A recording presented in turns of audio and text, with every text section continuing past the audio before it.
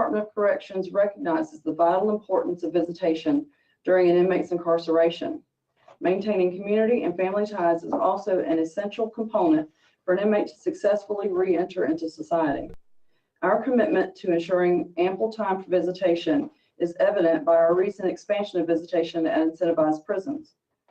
The ultimate goal is to create a reliable, transparent policy to ensure a uniform approach across 50 major institutions, 16 annexes, and other satellite facilities. The FDC recognizes that active visitation and family reunification supports successful outcomes upon release, and FDC actively facilitates visitation opportunities to the extent possible while balancing the safety of all concerned.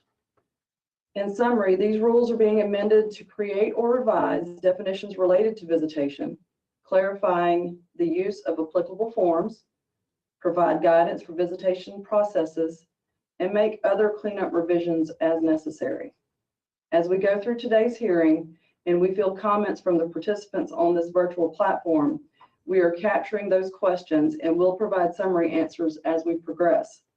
Again, as Amy indicated, we have several persons registered to speak, and we want to give everyone the opportunity to comment in the time we have allocated. As such, we may wait until a couple of speakers present questions or comments before summarizing an answer. Thank you. Thank you, Ms. Gardner. At this time, we will begin taking questions and comments from the public.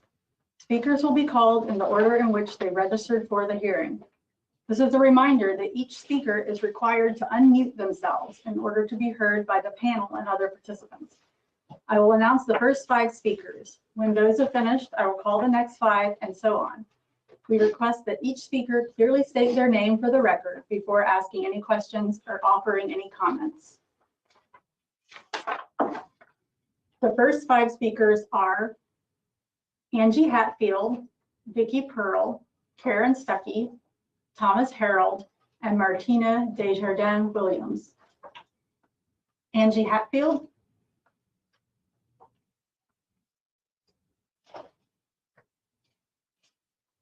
Please be sure to unmute yourself.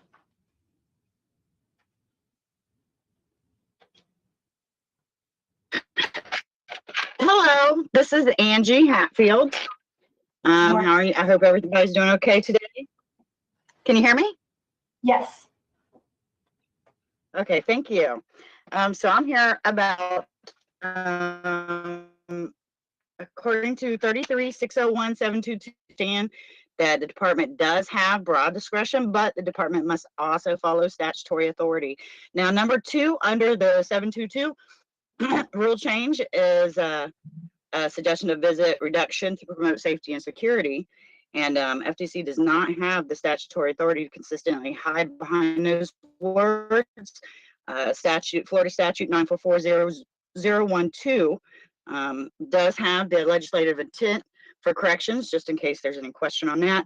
2B says that they can reduce it according to staffing issues. There are consistent staffing issues year after year. In the past 10 years, we've had, 9 secretaries, and every single one requests more budgetary money for staffing. We've just spent $31 million for a staffing issue. So this implies an immediate issue with visitation reduction because of staffing.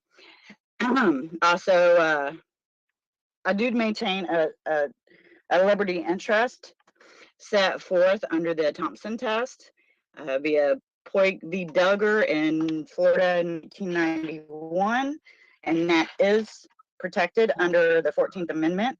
So I can see there would be an issue as far as the staffing there. And then 601-723, number 7, the periodic on-site background check via fingerprint scan if 12 and older.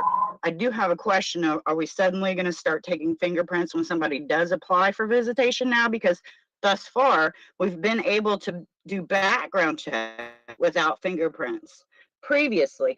And there's no information as far as, is this under the National Crime Prevention Privacy Compact? Is this under the FDLE's Criminal Justice Info Program?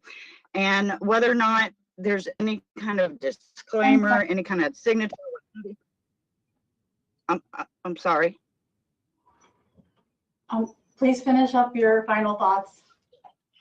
Okay, and so as far as that 12 and older, I can see some legalities as far as 12 or older taking fingerprints for sudden background checks. FDLE does have a nice privacy statement waiver and disclosure online. I'm going to assume that that would be in use for us for these sudden background checks. Okay, thank you. Have a good day. Thank you. The next speaker is Vicki Pearl.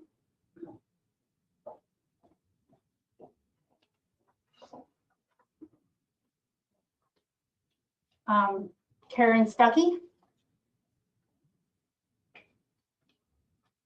Good morning. Morning. Hello, can you hear me? Hi, my name's Karen Stuckey, and my comments are in reference to 33, 601, 717, 5C2. Family bonding is important. Family support when transitioning back into the real world is too. My son will be finishing his time up in less than a year.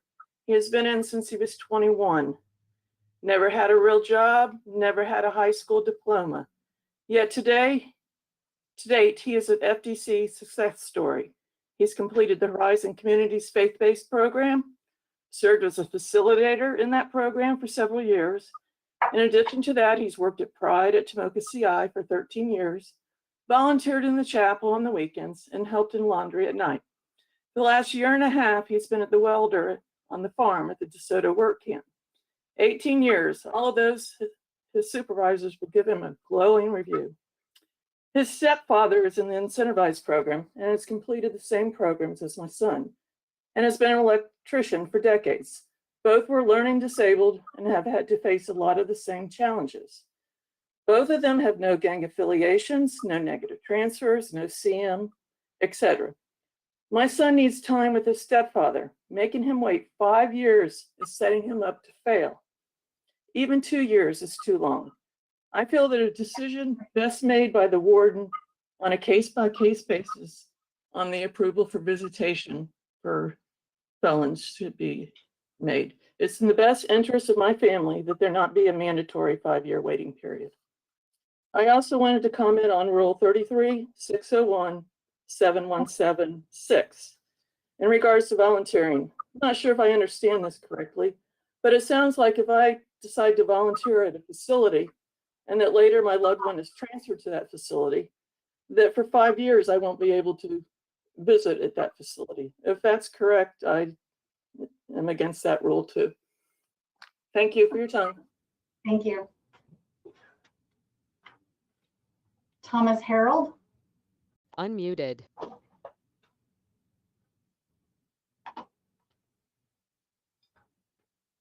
Hello, can you hear me? Yes. Beautiful. Good morning. Good morning. So my name is Thomas Harold. I'm a criminal justice advocate. I have a nonprofit here called Coming Home Coalition. I have a very popular podcast. People can Google me just by Googling Thomas Free Me. I've been incarcerated most of my life. I'm 40 years old, and I'm doing what I'm doing for the community now. I'm trying to tie prisons to the community. I'm trying to humanize our inmates because at the end of the day, these people have to come into our communities. We know that recidivism is out of the gate. It's out of the gate. And yet we still make the same decisions that we've been making to have recidivism go out the gate the way that it does. These whatever you want to call them, this is ridiculous. It's absolutely absurd, and it's counterintuitive to what we're out here trying to do. We're trying to impact our communities and make these people feel welcome. We're trying to restore community bonds between these families and these inmates. And yet you guys keep making these decisions to make it harder, to create distance between families. You're trying to divide the home even more. And there's no accountability. We're hearing these politicians up here talking about accountability. There's no accountability on these wardens or any of this staff. You guys aren't meeting us 50-50, and you guys are 50% responsible of what comes in that prison. that you guys are trying to eliminate with this so-called move or whatever it is that you're trying to do. This is absolutely absurd. You got staff bringing in drugs. You have wardens being walked off institutions all over America because of the corruption. This has to stop. Muted. Unmuted. This has to stop. We Thank have you, to make sir. better choices and better decisions. Muted. Thank you. Martina Desjardins Williams. Hello, good morning. Can you hear me? Yes, good morning. Hi, good morning. My name is Martina Desjardins Williams. My husband has been incarcerated for the last 20 years. He has about 5 years to go. My issue with the convicted felons not being able to visit, a lot of these men and women have spent the majority of their time with people who are not considered family by blood. I don't feel that DOC should be allowed to dictate who someone's family is just because they do not share the same blood with them. My husband has one gentleman in particular who is younger than him, and they're basically like brothers. So if this rule were to pass, my husband, coming out as a convicted felon, would not be allowed to go visit this man who does have a life sentence, and we do not know if he's going to get out. So I don't think that it's fair that because they're convicted felons, they're not allowed to go see anybody. My other issue is with the 10 family five non-family members. The Department of Corrections does not recognize my marriage to my husband, even though I am legally married to him. So I would fall up under the non-family, as would my daughter, who is his stepdaughter. If they're allowed 15 people on their list, the 15 people should not be separated into 10 family and non-family just because, again, they do not share the same DNA. Thank you. Thank you. The next 5 speakers are Kim White, Judith Gibbs, Denise Rock, Laurette Phillipson, and Olivia Williams. Kim White. Yes. Good morning. Morning. Hi, I'm Kim White, and I'm calling because I don't feel that the visitation change making cousins, not family members, is fair to the people who are incarcerated. Cousins are family. They are not friends. A person should not have to choose between their family member, a cousin, and their friend who they grew up with due to the 5 non-family member limitation. All this will help with recidivism and make the incarcerated more ready to enter our community. I also do not agree with the formerly incarcerated visiting people who are still incarcerated, because that will help with community ties, re-entry, and lower crime rates when the other person is released, because the person who is visiting them will be obviously employed and successful on the outside, and it will show people who are still incarcerated that they can succeed. I don't like that DOC is setting these people up to fail. I hear stories where these job programs do nothing for them. So they need the help of other people who are successful when they leave the DOC system. Thank you. Thank you. Judith Gibbs.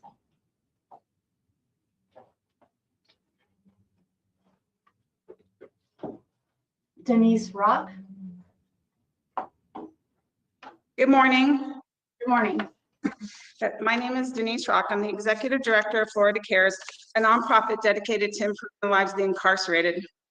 We previously submitted suggestions to FDC after reviewing the draft changes, and we appreciate the changes that were made when submitting the actual proposed rule change. Still, so much more work is needed in regard to the rules. The biggest problem that we see with the rules, while well-intended, They're verbose, they're confusing. As you're well aware, FDC, the majority of the population, they don't have their GED, they don't have a high school diploma. In fact, I read in one of your studies that most education. Additionally, the vast majority of FDC staff have just a high school diploma or a GED themselves. Well, at Florida Cares, our Citizen Collaborative Oversight Board has found that not only does this confuse incarcerated people, but in fact, this also confuses FDC staff.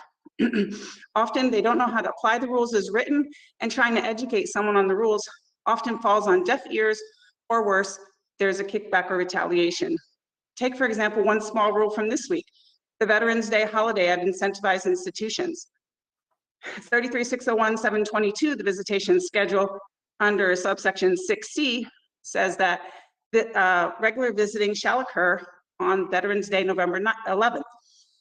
The rule 33-601-250, specialized program institution says, and I quote, in addition to the visitation schedule, the visitation for prisoners at incentivized prisons will be modified for 2 additional days per week. Still, this was not honored.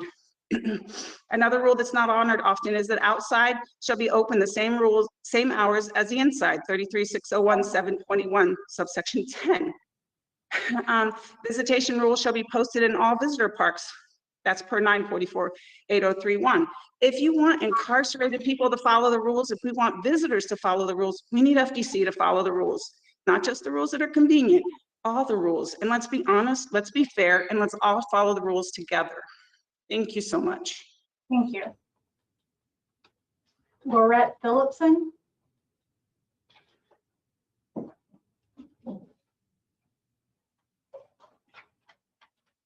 Please be sure to unmute yourself. Good morning. Can you hear me? Yes, good morning. Good morning. My name is Laurette Phillipson, and as a previously incarcerated person, a resident and community member of the state of Florida, I am opposed to the proposed visitation rule change 33-601.713. The proposed change is in violation of Florida statute 944.8031, whereas the legislators agree with incarcerated individuals maintaining family and community relationships through enhancing visitor services. Why would FDC not want to allow those with previous felony convictions to maintain relationships and bonds with the residents of FDC's facilities to be able to help the residents at the FDC facilities with transitions back to the communities to provide them with support and mentorship? Why is FDC taking the stand that those with felony convictions do not deserve a second chance when we are abiding by the laws in the state of Florida? FDC will continue to allow those with previous felony convictions to volunteer at FDC facilities, but will no longer be an approved visitor. I do not believe that FDC has the right to dictate who my family is. When you spend 24/7, 365 days a year with people, they become your family. FDC employees refer to the people they work with as family. Please reject the proposed rule change as those with previous felony records be able to visit FDC incarcerated residents, and they do not fall. Thank you for listening. Have a good day. Olivia Williams. Ms. Williams. The next 5 speakers will be Lane Haymont, Trey Davidson, Ardith Cost, Tracy Adler, and Cheryl Bodkin. Lane Haymont.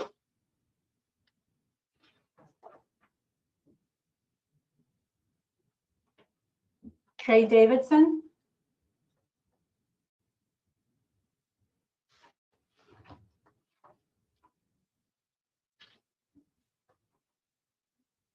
Ardith Cost.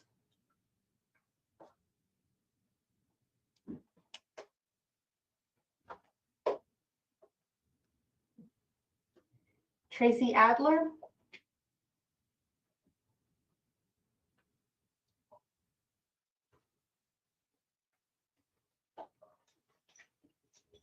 Cheryl Bodkin.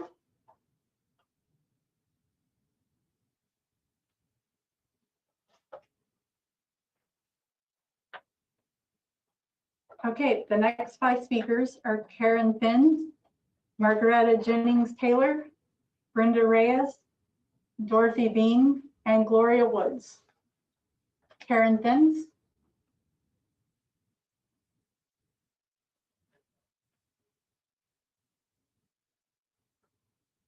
Margaretta Jennings Taylor.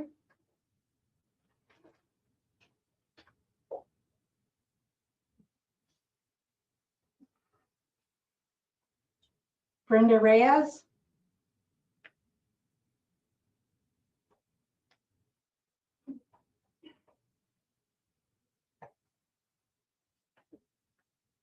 Dorothy Bean.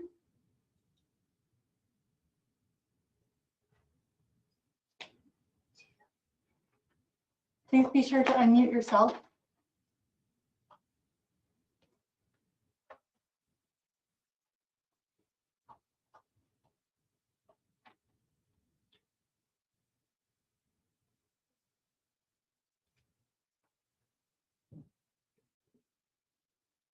Ms. Bean, please be sure to unmute yourself so you can be heard.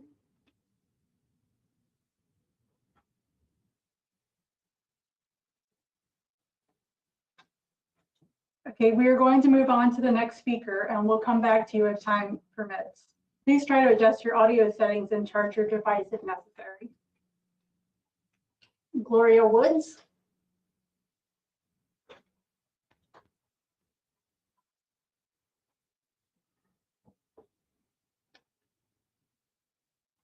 All right, the next 5 speakers, Madeline Donate, Nisha Johnson, Crystal Wagner, Susan Rudy, and Heather Radford.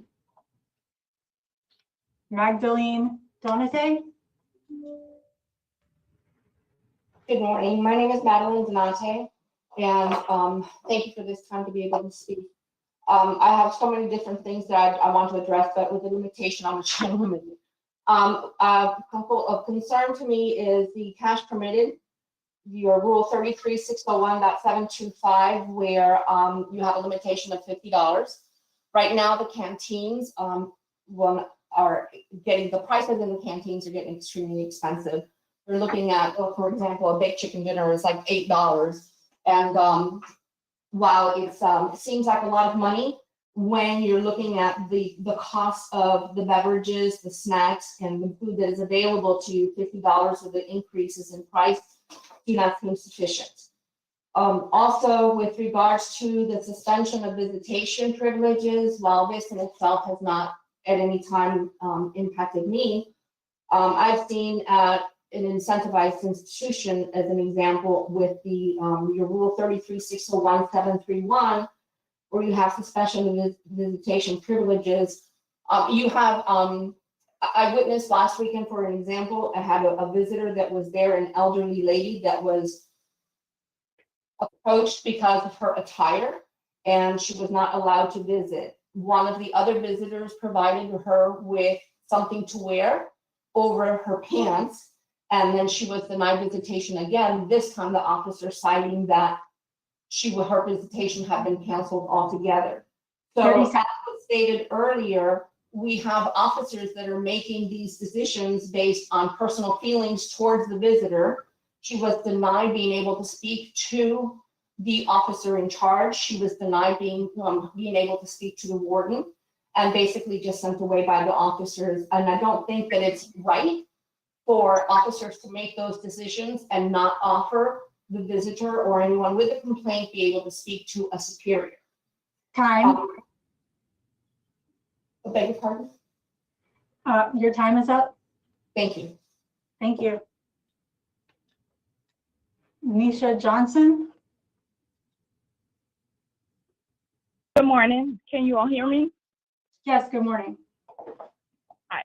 I wanted to speak on Rule 33-601-713. I oppose to that rule. I have two loved ones that's incarcerated. one loved one serving a life sentence for a crime he did not commit. Prayerfully, that's overturned for him one day. And then another loved one who they're best friends, been friends since childhood. He does have a date. Blood would not make them family. They've been together, spent a night, just spent many years together. The one that's serving a life sentence lost his mother 2 days ago, lost his father earlier on in his sentence. If the rule is not overturned where felons can see, previous felons can see those that are incarcerated, that could pose a real problem. He could end up not being able to see people that has been in his life for years.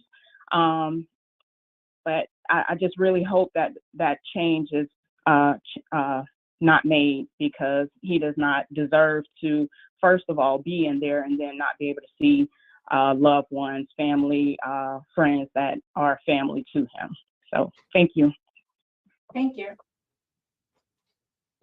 Crystal Wagoner.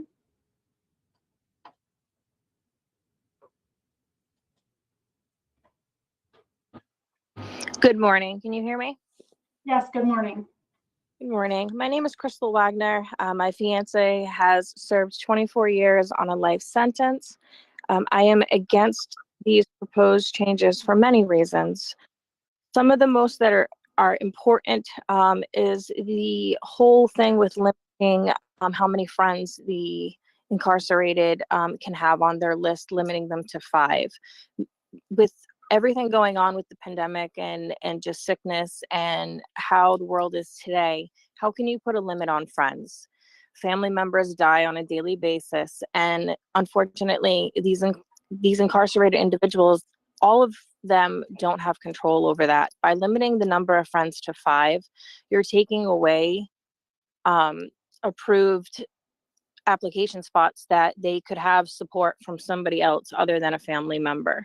The fact that you guys don't have cousins listed as a immediate family or a fiance as an immediate family, I don't feel like that's correct. And I think you're taking away from a position on somebody else that, that could be an additional support. And additionally, many of these men and women, they make friendships inside those facilities. Florida is supposed to be about, helping non-reentry, and supposed to be about family and making it so that, yes, they learn their lesson, but they also don't return. Not allowing somebody that's been previously incarcerated or somebody with a record or that's on probation to visit these individuals who are currently incarcerated. How are they supposed to set an example, or how are they supposed to give these men hope that they can see change and that, there are the normalcy?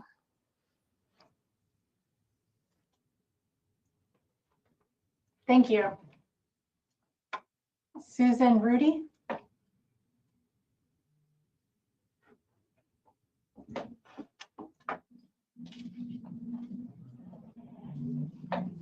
Heather Radford.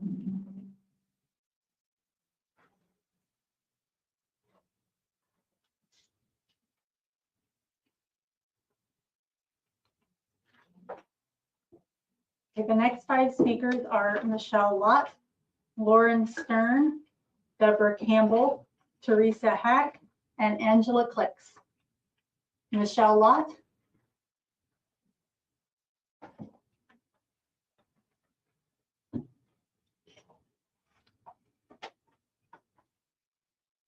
Lauren Stern.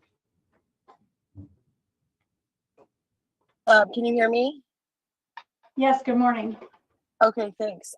So my name is Lauren Stern, and I I'm speaking about Rule 33-601, 732 regarding the reinstatement of suspended visitation privileges.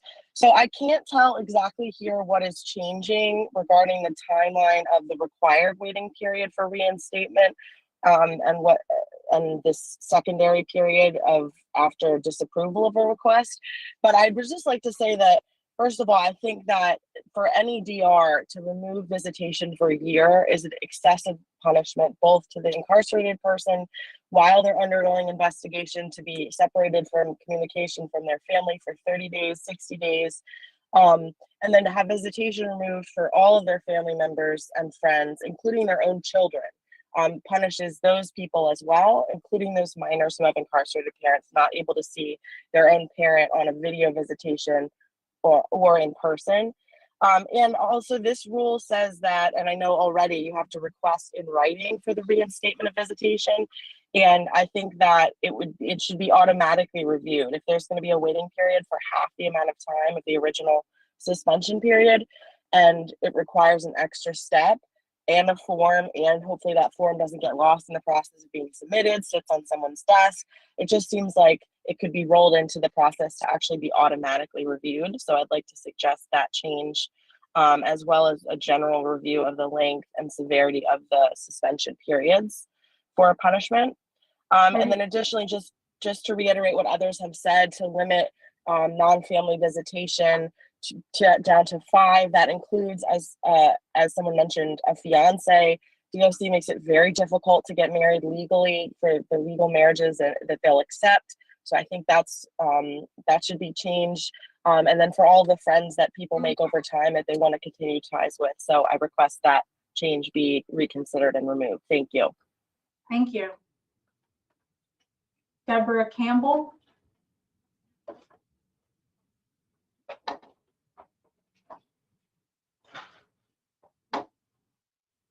Teresa Hack. Hi, can you hear me? Yes, good morning. Good morning. Today I'm speaking regarding the change in the type of visitors allowed on a person's visitation list. The new change states no more than 5 visitors listed may be non-family members. DOC does not define cousins as family members. My loved one has 5 friends and 4 cousins on his list that have visited him at least once a month for the past 3 years, even when it was an 8-hour round trip. Now they want to limit those visits. They want him to decide which 4 of these people he will not be able to visit and continue to have contact with. The DOC stated in a memo dated August the 2nd of 2022, and I quote, "The FDC strongly encourages visitation and continuously seeks to expand opportunities for inmates to maintain family ties while incarcerated," end quote. This rule change seems to limit, not expand those opportunities. These proposed visitation rule changes seem to seek the opposite, taking away the ability for them to maintain these relationships. How can my sister be considered a family member but not her children? Are cousins not as important as brothers-in-laws, sister-in-laws, mother-in-laws, father-in-laws, son-in-laws, daughter-in-laws? My son and his cousin have grown up together like brother and sister, and now the DOC wants to tell them that they are not family. How is that?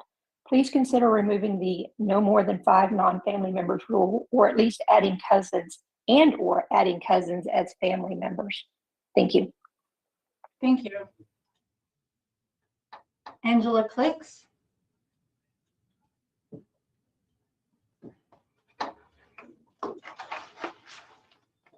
Okay. Hey, hello. Hello. Hello. Yes. It wouldn't unmute. Sorry. Good afternoon or good morning. I was just I want to speak on the visit rule that everyone's been speaking on about the cousins not being considered family, because my fiance is incarcerated and he has a lot of cousins, so he'll have to choose between his cousins or me and his other friends to in order to see which one he wants to see. And that's not fair to the ones that aren't family that's been coming to see him. Also, he has a lot of friends that have been currently incarcerated that would help if they came and seen him and encouraged him instead of stopping them from coming to see him, because they're out here, they got their own businesses, and they could encourage him and show him how, and be able to provide opportunities out here when he gets out here. But by them not being allowed to come see him, it's affecting, you know, the encouragement that he needs. So I really would like to see those two rules changed, if at all possible. Thank you. Thank you. All right, I'd like to take a moment to clarify a couple of statements or questions that were made this morning regarding the portion of the rule on taking fingerprints. There's always, this is a clarification. There has always been a background check run when visitation applications are reviewed and assessed. This does not change that portion of it. It allows us an ability through technology to ensure, as it has always been, if someone has an active warrant or has committed an offense that would otherwise make them ineligible to visit, that we are able to capture that. This is part of, you know, safety and security of visitation. So that has always been built in. This is just a clarification. Regarding the visitation by formerly incarcerated persons, that has been a part of the rule and remains part of the rule. The clarification that is there is that the person has to have been released from, if it's a felony level of incarceration, they have to have been released for 5 years. If it is a misdemeanor level incarceration, they have to have been released for 1 year. So it's not an indefinite ineligibility. And regarding an immediate family member in this circumstance, there is discretion built into the rule. So there is an ability for the person that is denied to appeal that denial and for it to be considered based on the benefits to the inmate, the concerns to safety and security of visitation. So I did want to provide that clarification this morning. And there are a lot of portions of the rule that have simply been clarified, but always part of the implementation of our visitation processes. So thank you. Thank you. The next 5 speakers are Cherise Smith, Renee Graves, Amy McCourt, Tracy Zuaga, and Rosalie Wilson. Cherise Smith.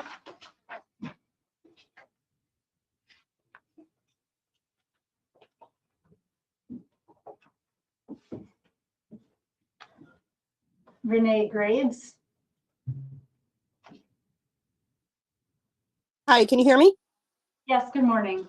Okay, good morning. I'm wanted to speak on a few of the subjects. One regarding the non-cash in visitation, and I understand the reasoning for that, but my loved one is currently at a facility where they do have the cards, and it has been, there's been several issues where money has been taken, cards are not working, and we were told that we had to purchase a card every 6 months for $5, and I don't believe that that charge should be on the visitors to pay $5 every 6 months for a card not to have cash in the visitation. So I think that process needs to be thought through a little bit more and a better solution to come up so it's not so much of a financial burden on the families. And I'm also going to reiterate on the non-family members, and you might have clarified a few things on, you know, we can appeal, but DOC shouldn't make it that difficult to be able to be on a visitation list and provide the support for our loved ones that are incarcerated. The main point of them being incarcerated is to be able to be rehabilitated and come out here and be successful. And by limiting that or making us fight for that is not promoting that rehabilitation. And the same as the removal of visitors every 6 months. We have had kids and grandkids, nieces and nephews that age where we've had to rearrange the visitation list to be able to allow those kids to be on the visitation when they turn 12. And if you have to wait an entire year, that's, you're not promoting that support for those that are incarcerated. And the last thing I would like to address is the reduction of visit due to current disturbance. There are many times our loved ones are put on lockdown due to disturbances that happen in prison. And by penalizing everyone, again, you're not promoting them, those that are incarcerated, to be able. Time.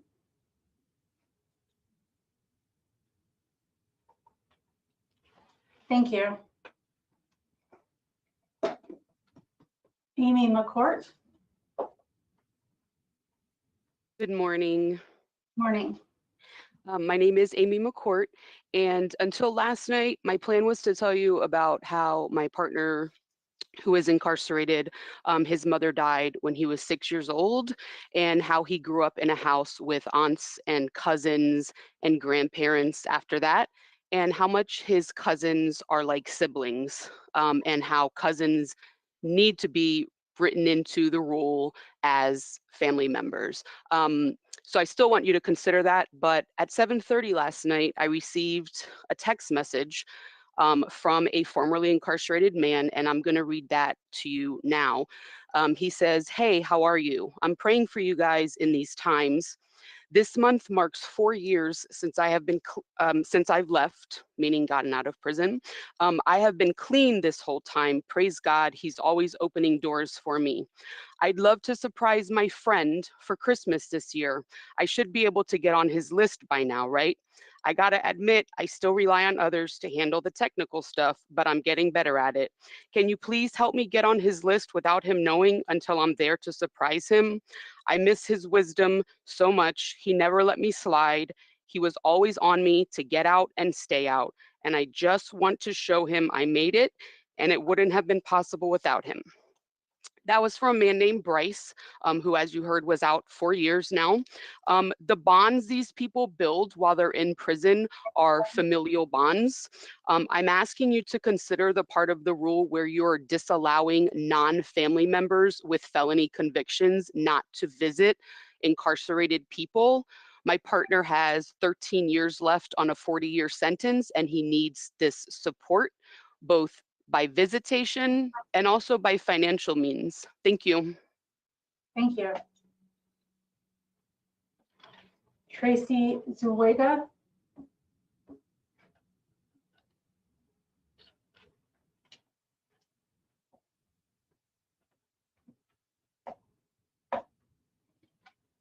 Rosalie Wilson. Hello, can you hear me? Yes, good morning. Good morning. What I want to talk to you about is 33-601.717, number 2. So the assigned institution classification officer has authority to refuse to approve visiting for applicants with prior negative visiting behavior based on the security threat the behavior poses to an institution or staff. I think that's very vague. I have had times where I have been had issues coming into the facility. Things have been said to me by other officers outside, and I think it's just a very vague. What does the behavior prior to an institution mean? What does that behavior mean? I think it needs to be more explained better. Things like, if you come in there and you are not wearing what they think you should be wearing, and you ask for a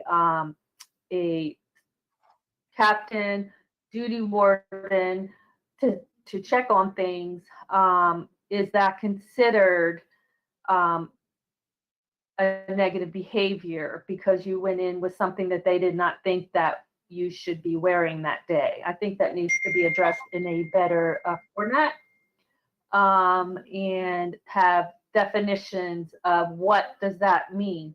Because you stand up for yourself, because you tell them, well, that's not what it says in chapter 33. I am permitted to wear this. And would that be considered a negative behavior? And that's my concern. There are a lot of employees who tend to act in a negative way towards you when you come in and you assert yourself and explain to them, this is why I feel that what I'm wearing is appropriate. Can you please have somebody come out? Thank you. The next 5 speakers are Anna Escamani, Elizabeth Luna, Lisa Cohen, Susan Villani, Sabrina Green. Anna Escamani. Hi, good morning, everyone. This is Representative Anna Escamani. Thanks for creating the space and listening to everyone's public comments. I'll be super brief. I just wanted to express some of my concern with the rule changing. In particular, only allowing 5 non-family members to visit and not including cousins as family. You know, we're talking about a lot of different communities where they might not have family that they are connected with, that they trust. And so I think it's important to look at family in a more holistic way and to not set that kind of limitation. I'm also just concerned about the fact that we know visitation plays a really important role when it comes to someone being rehabilitated and be able to return to society and contribute once more. And so I am concerned that, you know, on this call today, we have folks who are really just compassionate loved ones, whether they're related by blood or not, and setting limitations on their ability to access their loved ones and to help folks navigate the experience of incarceration can really set a disadvantage to that person being able to you know, be able to pursue program within the prison system to be able to return once more. And I also just want to add that when it comes to in-person visitation hours, I understand the staffing shortages. You know, obviously that's been a major crisis with our prison system in general. But I am concerned that this may be misused and have a detrimental effect on those incarcerated who are relying on their in-person visitation with loved ones and chosen family, and then see them get canceled without any transparency. And I appreciate the previous speaker who talked about how, you know, we have to meet folks somewhere in the middle because rules keep changing. Things can happen very last minute that feel unethical. So I want to be sensitive to making sure that we're honest and transparent with those in the visitation structure. Thanks so much for your time. Thank you, Representative Escamani. Elizabeth Luna.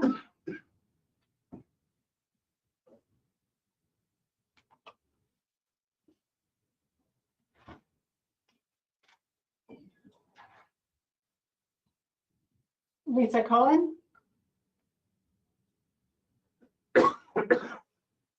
Hi, can you hear me? Yes, good morning. Hi, good morning. Thank you for listening. So a lot of people have talked about the cousins and non-family members, and I do really want to touch that. My loved one is down 7 years of a 16-year sentence. He has one other family member on his list. Everybody else is families, is non-family members. And I think it's really important that we keep that very open and very broad. Of the 15 members that of visitors, all but 2 are non-family members, and they go up every month to go see him when I can't. I can only go every 6 weeks because of the distance he is from me. It's a 6-hour drive for me to go see him. And it keeps him very focused and very positive when it can very easily not be positive for him. And I think it's very important that Florida DOC keeps this as an open visit for him to be able to have these visitors see him. You know, he's taken classes. He's moved into a faith-based dorm that has been life-saving for him. I also want to touch base on being able to cancel visits because of things happening within a prison system, you know, within the prison. I also think it's very unfair for them to cancel visits. If something is happening in another dorm and they go on lockdown, to punish the whole prison. You know, I don't think that's a fair assumption for the warden to be able to do that. You know, we've had that already happen once. So I'd really like for these visits to be relooked at very closely. You know, and the last thing I want to touch base on is this arbitrarily being able to cut a visitor off because of past behavior. I've actually had officers say things to me because I'm educating new visitors about Florida Cares. Thank you. Susan Villani.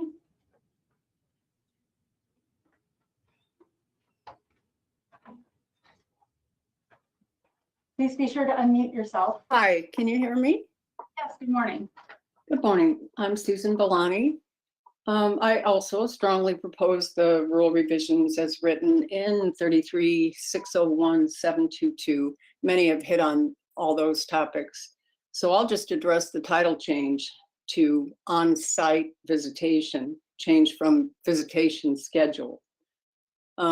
I think it should be noted that only in-person visits truly benefit the incarcerated and their families and loved ones. Human babies will die without touch, that's a fact. COVID even demonstrated that being separated from our families and loved ones made our population fearful and disconnected, and we're not in prison. Decreased in-person visits will have the same result, I believe. Online visits are phone calls with a picture. They are not visits.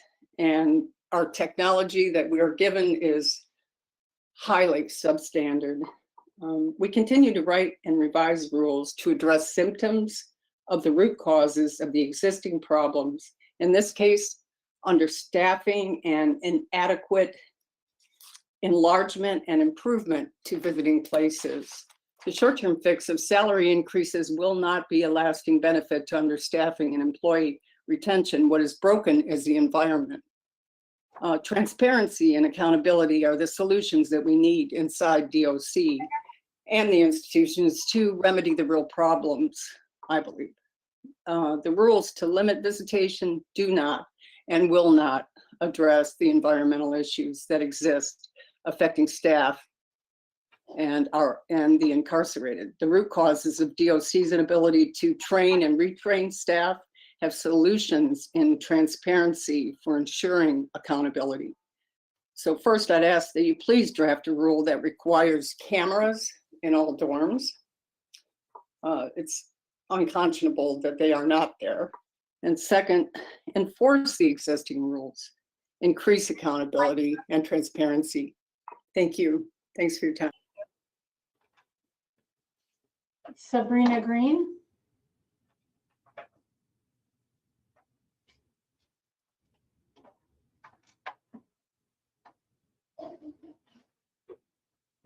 The next 5 speakers are Victoria Smith, Derek Hanna, Hilda Alexander, Catherine Reganese, and Connie Invis. Victoria Smith. Yes, hi, good morning. Good morning. Yes, okay, so first of all, I would like to thank Hope Gartner there. My brother put in a meritorious accommodation for saving a female officer's life in 2014.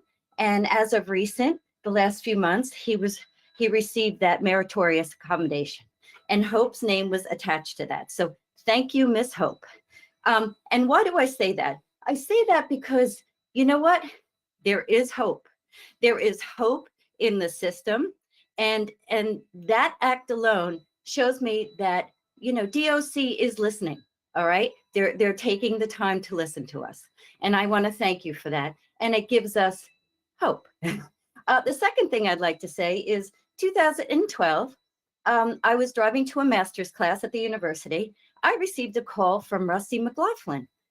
Didn't know the guy. My brother was attacked. His neck was slit from ear to ear. He was life flighted to the hospital. He's alive today, the one who got the meritorious accommodation. He didn't want to join a gang. But bottom line is that Mr. McLaughlin called me, and you know what he said to me? He changed my life because he said, Victoria, You need to get to Florida. I don't live in Florida. I never see my brother. Back before JPay days, we would make phone calls and mail. And you know what? He just tweaked the way of thinking. So essentially, he's like, it is so important that family be a part of this process. You need to get down and see your brother. And so he knows that. You all know that. And so I'm feeling very hopeful about the fact that you're going to take this into recommendation and really tweak these boundaries. Because at the end of the day, the boundaries that you're putting in to keep things orderly and in place are really, unfortunately, falling on our loved ones and the family. And so I would just like to say, please reconsider and tweak your ideas and thoughts on boundaries for this particular subject. Thank you very much and have a fabulous day. Thank you. Derek Hanna?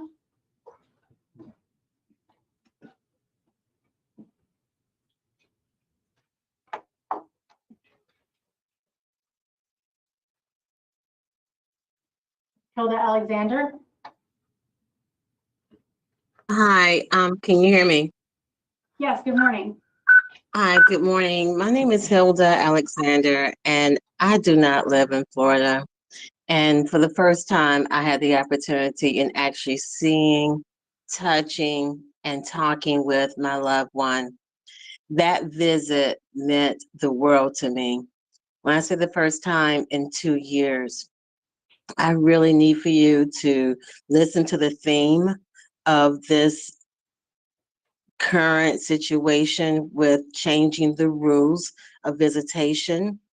I really wish that you guys would think about it in a perspective of not just, oh, the shortages are, well, we need to consider that these aren't family members or whatever the rule may be.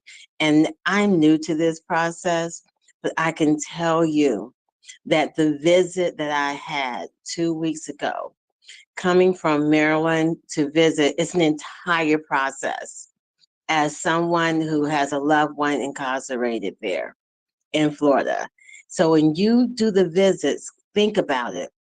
That's an 8-hour drive or an 8-hour flight.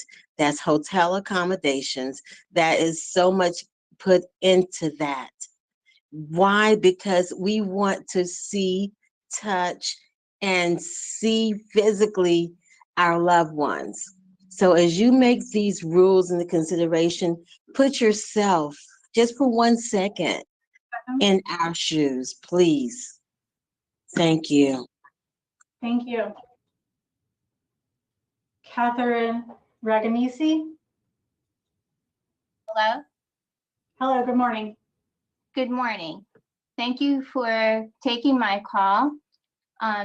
I really appreciate you listening to our concerns as families of loved ones.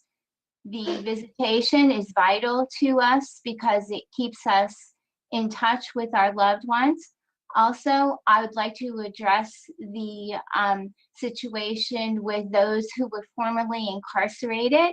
I feel it's important to be able, if someone has formerly been incarcerated, to visit a loved one because it gives them the potential of knowing that there's hope for the future.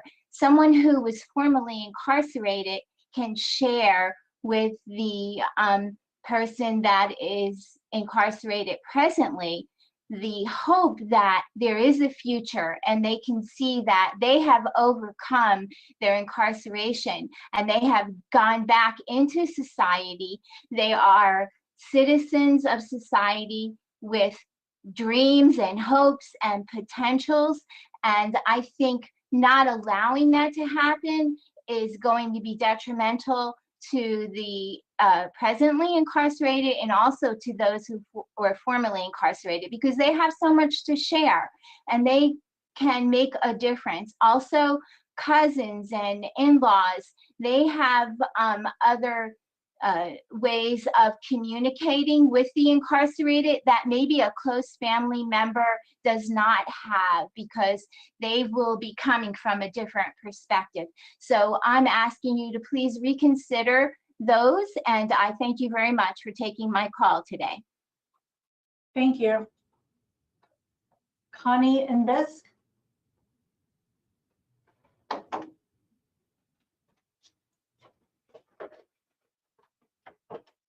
The next 5 speakers will be Susan Melindy, Melissa Sprinkle, Denise Cerbano, Randy Greeley, and Myrna Beltran.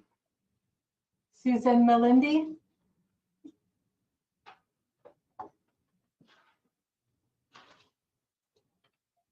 Please be sure to unmute yourself.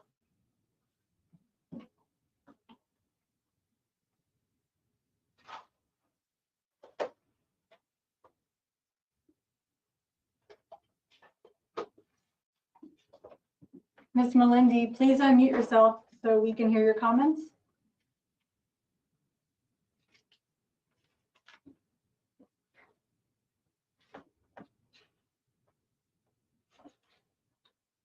Okay, we are going to move on to the next speaker and we'll come back to you if time permits.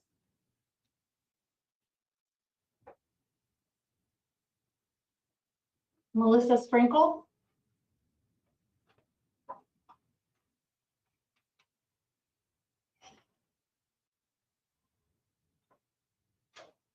Denise Cerbano. Good morning. My name is Denise Cerbono. Good morning. Can you hear me? Yes, good morning. Good morning. I want to talk a little bit about the 33-601-716 and non-family members. I'm coming to you in a different situation, as in my loved one, the person that I'm concerned about, incarcerated now for 46 years. I happen to also be considered a victim of his crime. So that has eliminated me now from visitation. I do want to say I was allowed one-time visit, and I really appreciated that. Thank you, Ricky Dixon. But, you know, this is a man that I visited as a child, as a teenager. He's been incarcerated since 1976. His family has pretty much been decimated, has died. There is no one to visit him. He's been a mentor to thousands of men in multiple facilities in the state of Florida since his incarceration. These he considers his sons, not allowing those that he has mentored and assisted and helped get on the right path to be successful citizens here in our great state of Florida, not allowing them to visit, not allowing them to have communication. It is like my daughter dying, okay? It's a death when you're like cut off. And I think that it's very unfair. I did hear you mention something about appeal, and I find that interesting. Does that mean I have an option to appeal the disallowment of my visitation? Thank you for listening to me, and thank you for considering a change in the current visitation rule and not adding this disallowment of friends when people have no family to visit. Thank you. Randy Greeley.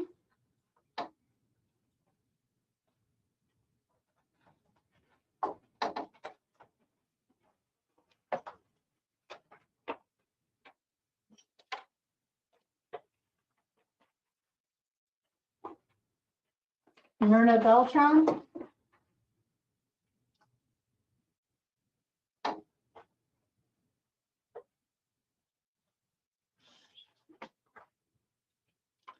The next 5 speakers will be Donald Stanton, Jennifer Vasseur, Laurette Phillipson, Laura Tanksley, and Susan Valdez.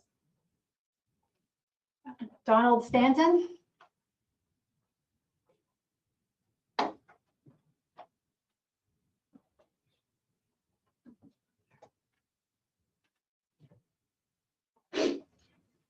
Jennifer Vasseur.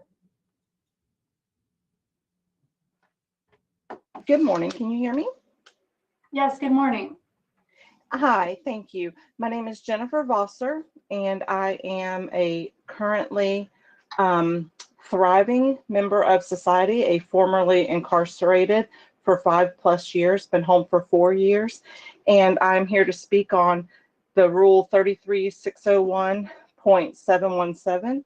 And I know that someone clarified earlier, but the rule does state, the rule change, excuse me, proposed rule change in 5D under 717 states that with the exception of a special visit approved, a non-family member applicant previously incarcerated in any jurisdiction for a felony conviction will not be eligible for visitation privileges. So that's what I'm speaking on. I was in Florida Department of Corrections, as I said, for 5+ years, and I looked at the walls that said that the slogan is inspiring success by transforming one life at a time. And I believe that, but I believe we also are held down by our felony conviction for housing, civil rights, all types of things.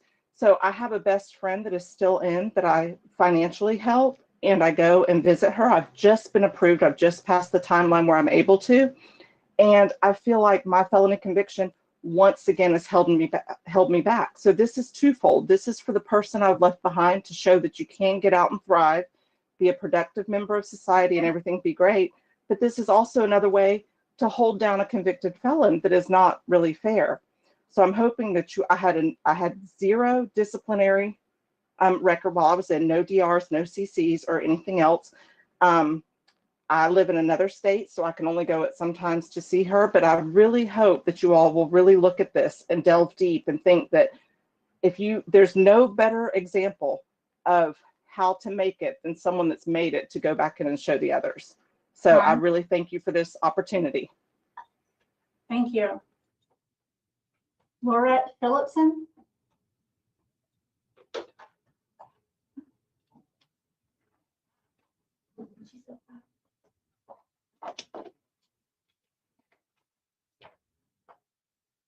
Ms. Phillipson.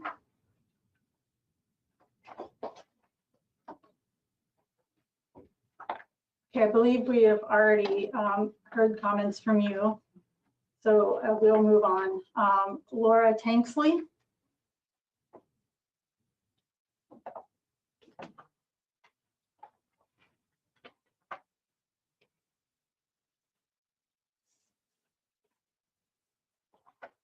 Susan Valdez.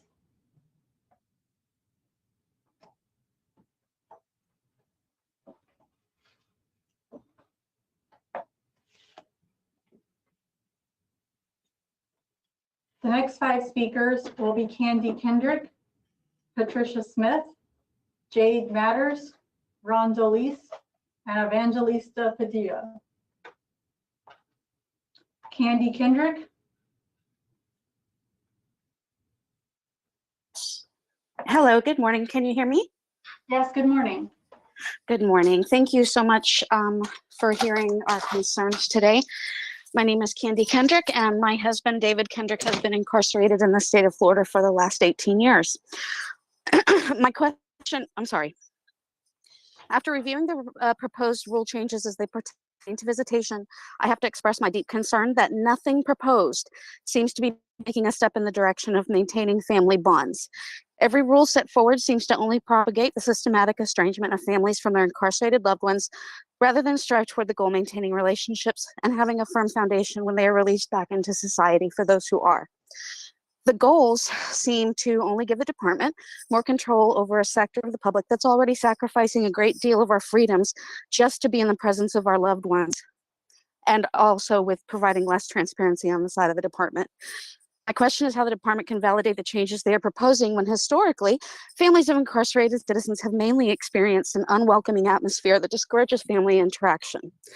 The COVID restrictions to visitation sent a blaring message to us, and we hope that FDC would see the writing on the wall. Visitors are not your biggest problem. Yet FDC seems determined to let the consequences of their poor management befall the families rather than seek out a real resolution. My husband is serving a life sentence. We have been in this together for 18 years to date. I drive 3 hours to see him. I sacrifice my sleep. I sacrifice my dignity, allowing my body to be poked, prodded, and pressed. When a woman, by the way, suffering from fibromyalgia, this is a painful experience. I've watched for 18 years as FDC has chipped away at our visitations with very little gains on their side. It's time for FDC to address within the department that this course of action is not working. The department will continue to lack integrity in our eyes without first implementing some transparency. Thank you for hearing my comments today. Thank you. Patricia Smith.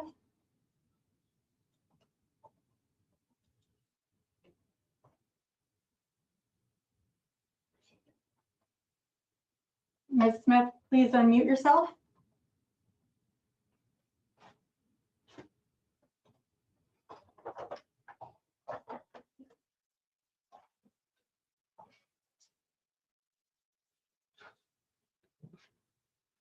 Okay, we're going to move on to the next speaker and we'll come back to you at the end.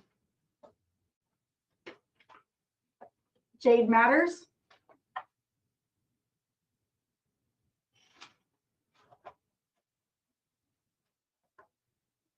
Rhonda Lease.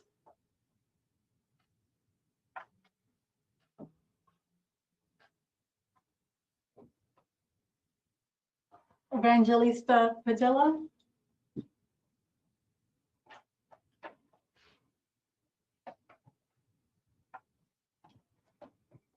The next 5 speakers are Mary Campo, Elizabeth Dickerson, Terry Donley, Agatha Boyd, and Linda Etheridge. Mary Campo.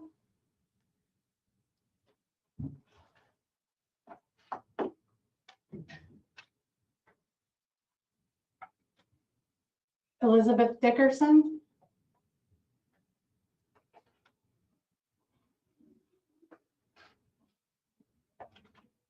Terry Donley.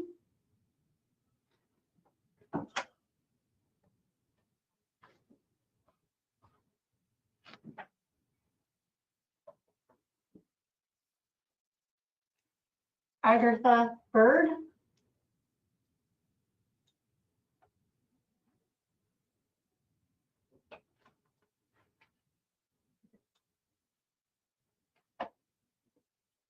Linda Etheridge.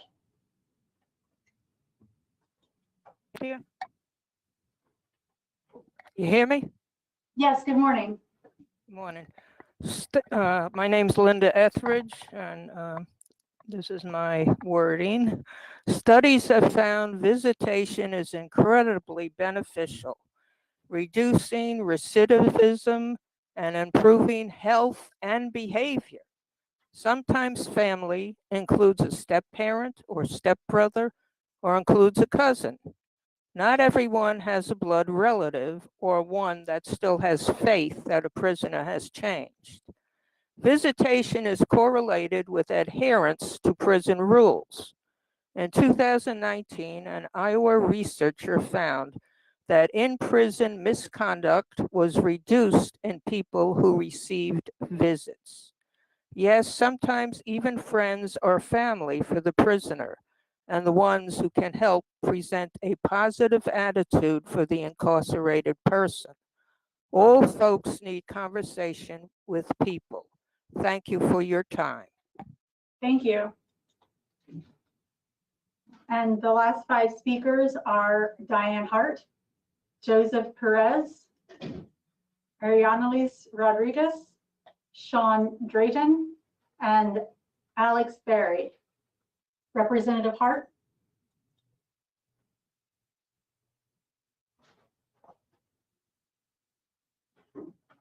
This is Representative Hart. Good morning. I'm sorry. I just said good morning. Oh, okay. I want to thank you all for allowing me this opportunity to speak to you this morning. I've been listening to the families, and I will just summarize it because everybody has basically said what I know is critically important. Visits are critically important, especially at a time like this when we have just undergone some of the most treacherous diseases in history, and we've lost so many people.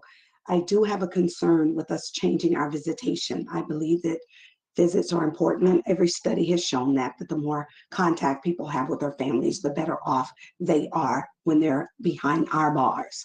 I also want to talk to you all about why we would allow a person to be volunteer but not allow them to visit after they have left our system. If you're going to use my services to volunteer, then why not allow me to visit? I think that is totally wrong. I also believe that cousins are sometimes closer than brothers and sisters. And so I do have a problem with that. And I think that right now is not a good time for us to begin arbitrary changes to our visitation rules. We have so many issues that we should be spending our time on, and I don't believe that visitation is one of them. So as a legislator, my job is to go back to Tallahassee to see what it is that we can do to make some changes to what we have allowed to be in our statutes ourselves. So I look forward to having this opportunity to talk to the department and to talk to the secretary. But thank you all for allowing me this opportunity to speak to you this morning. Greatly appreciate you. Thank you. Joseph Perez.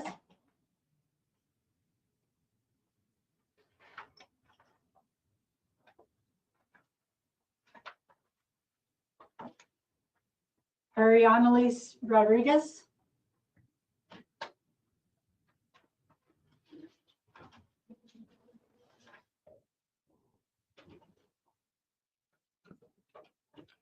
Sean Drayton.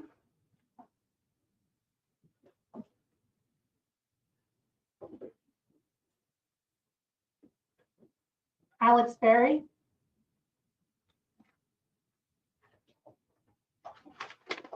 Hello, good morning. Can you hear me? Yes, good morning.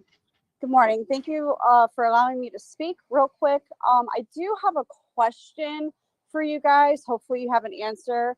Have you guys done a study on the impacts of severing family ties with this new rule change?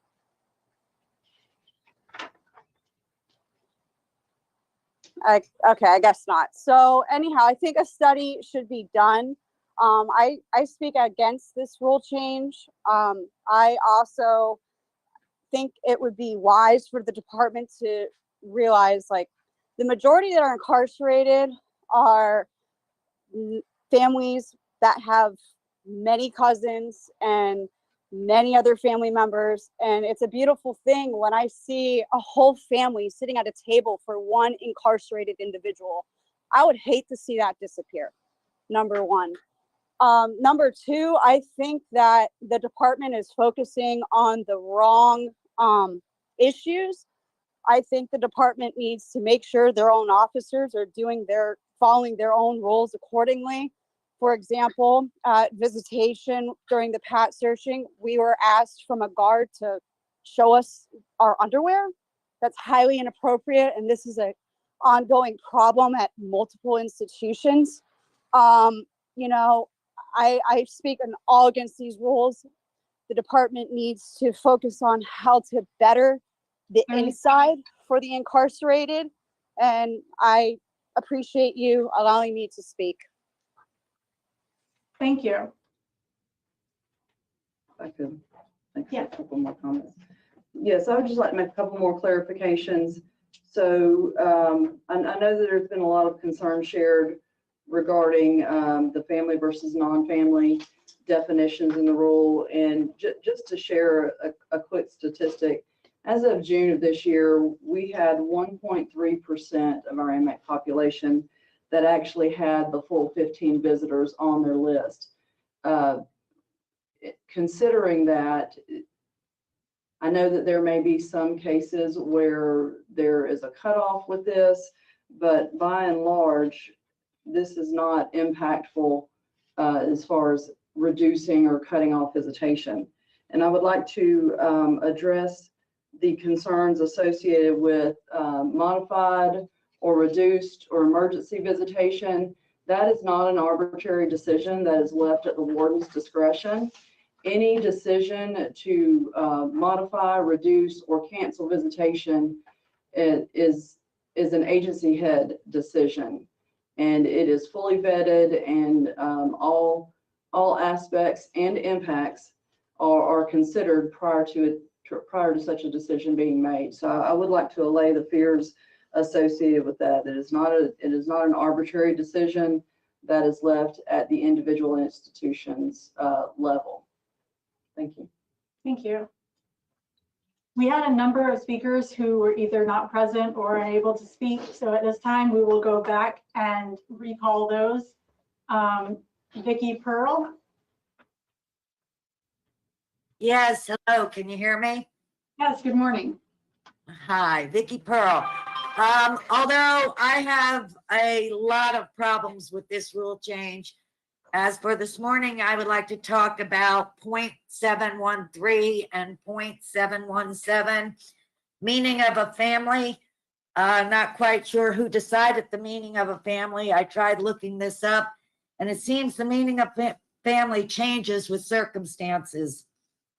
As far as my family, my sons grew up with their cousins, their pictures, and their cousins' families are all over my house. We have my one nephew and his partner are on my son Ryan's visitors list. They've visited him a few times. They grew up like brothers. My nephew, like my son and thousands of other young men and women, made a mistake as a young person. He completed his last sentence of a felony over 10 years ago. Today, he is a respected businessman.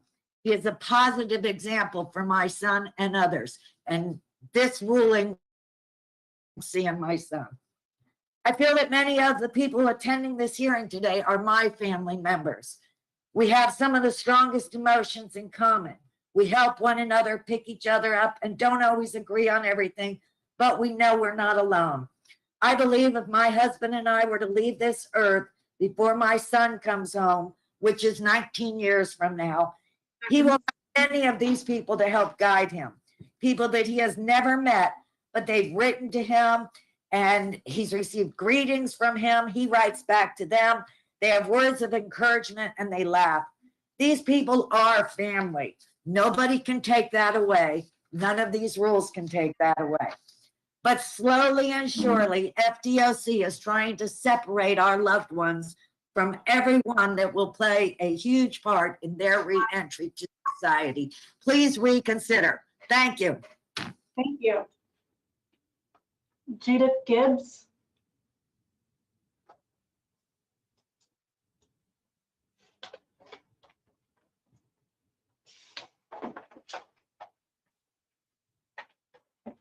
Olivia Williams.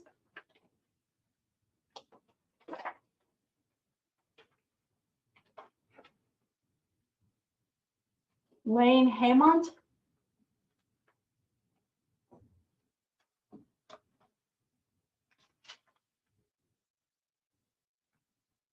Trey Davidson.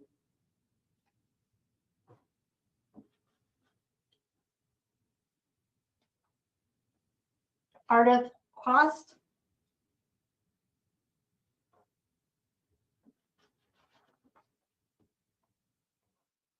Tracy Adler.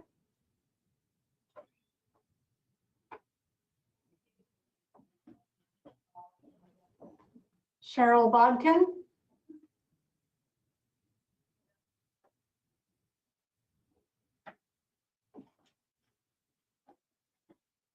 Karen Fens.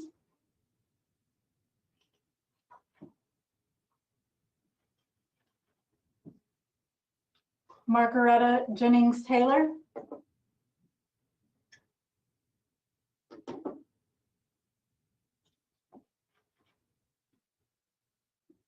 Brenda Reyes.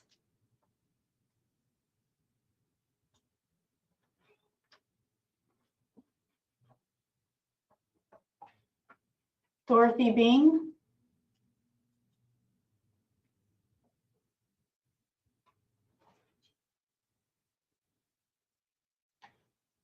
Ms. Bing, please unmute yourself.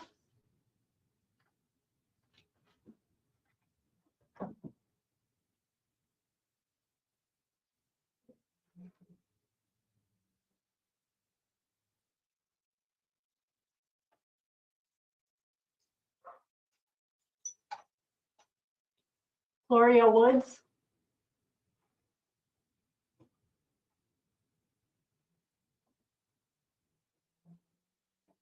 Susan Rudy.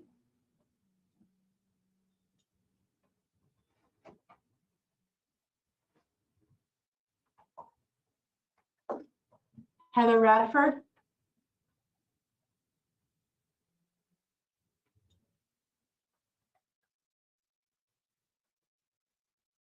Michelle Lott.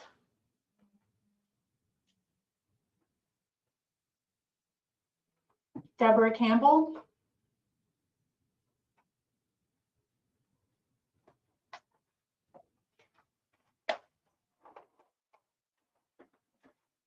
Cherie Smith.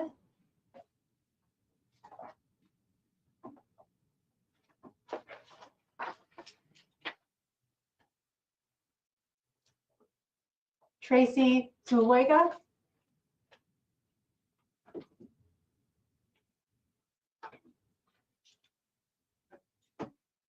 Elizabeth Luna.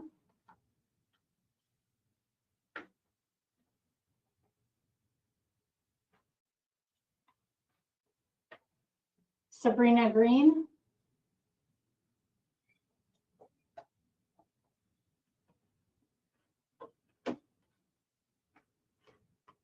Derek Hanna.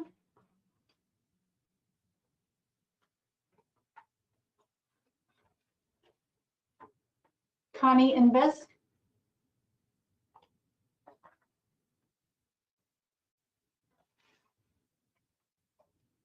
Susan Melindy.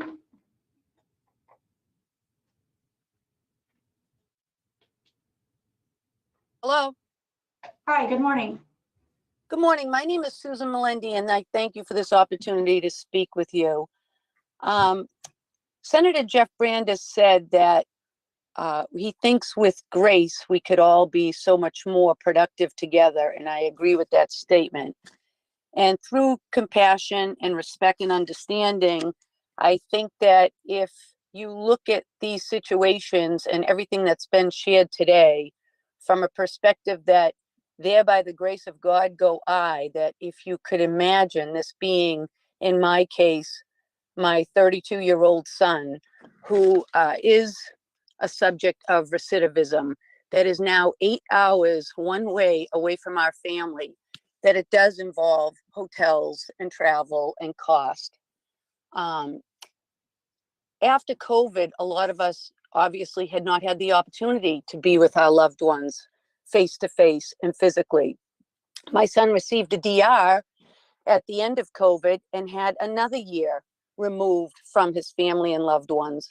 We don't have the benefit of cousins or people that are not direct family members. He has a mother and a father, and his siblings can come on rare occasion because they work and attend university.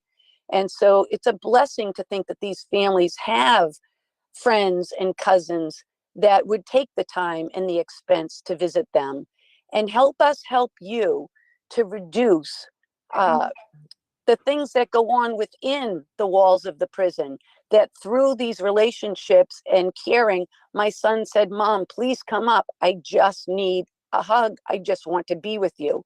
So just be mindful of that as you think about these changes. And I thank you very much for the opportunity to share this with you today. Thank you. Thank you. Melissa Sprinkle.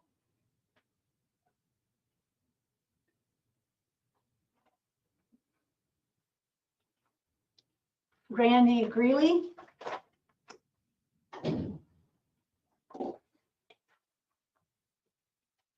Myrna Beltran.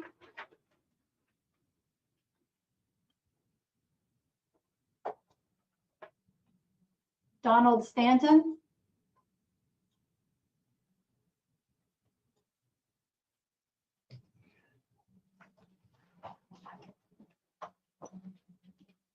Mr. Stanton, please be sure to unmute yourself.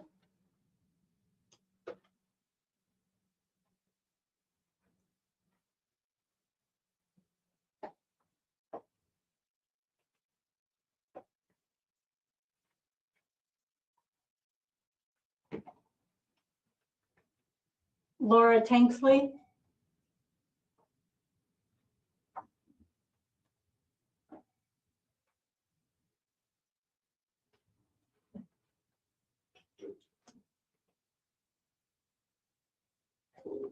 Representative Valdez.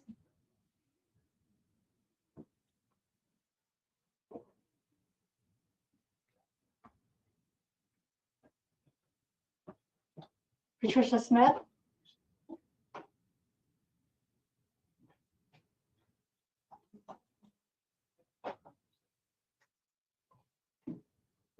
Ms. Smith, are you able to unmute yourself?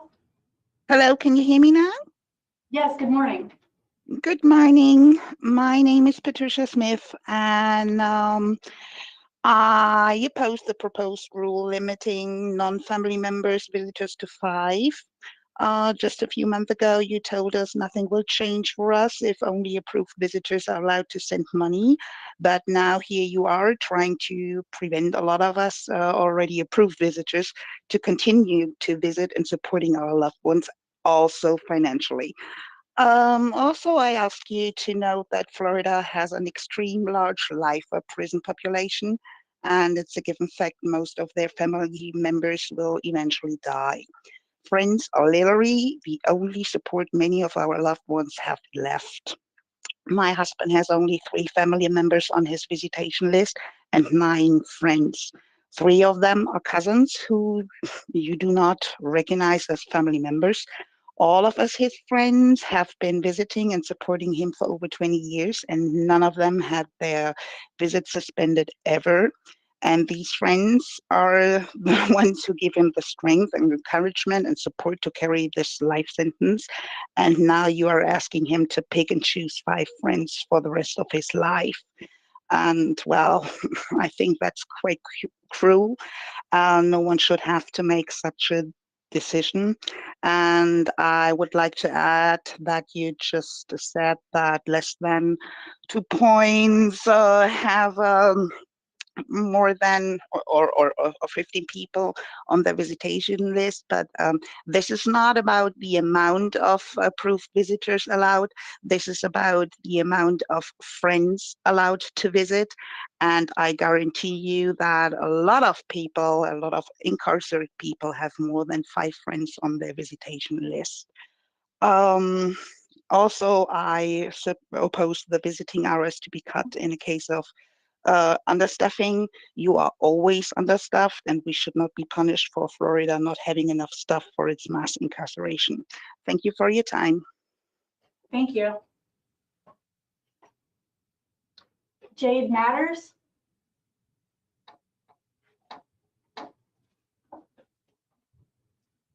Rhonda Lease.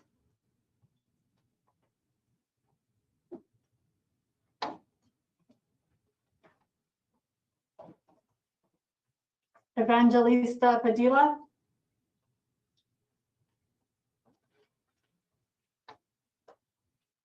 Mary Campo.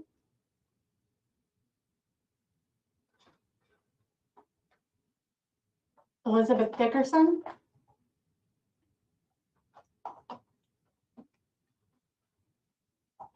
Harry Donnelly.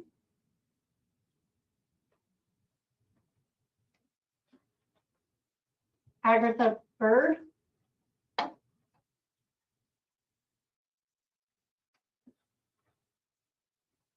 Joseph Perez.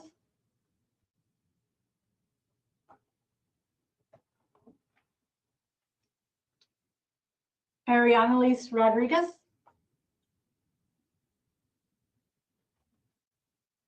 Sean Drayton.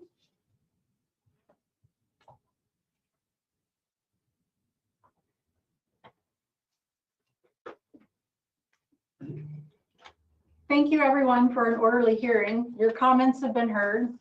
This concludes the public hearing regarding proposed rules 33-601.713, 715, 716, 717, 722, 723, 725, 726, 727, 731, and 732 Florida Administrative Code. Thank you all for your participation. All comments received are now part of the rulemaking record and will be considered by the department as it finalizes the rules. If necessary, a notice of change will be published in the near future incorporating any changes made to the rules. Please remember that the email address fdcrulehearing@myflorida.com will be open to receive questions and comments until 5 p.m. tomorrow, November 10th, 2022. If you requested to speak today and were unable to do so due to technical difficulties, Please submit your questions and comments to fdcrulehearing@myflorida.com. All questions and comments received at this email address will become part of the rulemaking record. Thank you again for participating in the department's rulemaking efforts. The current time is 10:12 a.m. and we are concluding the hearing. Thank you.